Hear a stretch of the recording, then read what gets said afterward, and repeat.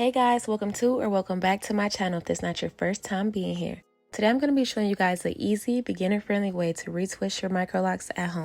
So we're going to start off with freshly clean, damp hair. This is what my locks look like after about a year being locked. Here's a nice little length check. But I'm going to pause really quick and give you guys a disclaimer. I just want to make it known that I am not a professional loctician. I just do what works for me and my hair. Next, I'm going to part my hair into 3 sections. You can do 4 if you like, but this is just what I prefer personally. Today, I use rubber bands to section off my hair. They're a nice size and they're super stretchy so they don't pull and tug at my hair. But I do prefer to use hair ties because they're safer and I know for sure they won't cause any damage. To seal in the moisture, I'm going to use this carrot oil that smells so good. Tools used to achieve this look were just a rat tail comb, some kind of edge control or gel, clips, and then a holding spray. Now for the part that you're all here for, this is how I retwist my hair. First, I'm going to section off a row of my microlocs.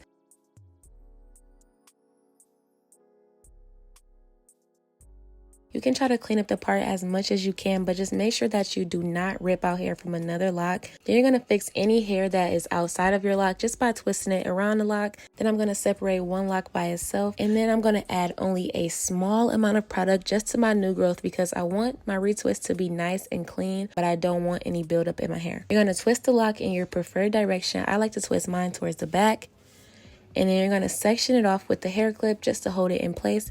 And you're going to keep on going until you're all done. So I'm going to show you how to do it a couple more times. If I'm going too fast for you or if you still have any questions, just comment below and I'll get back to you as soon as I can.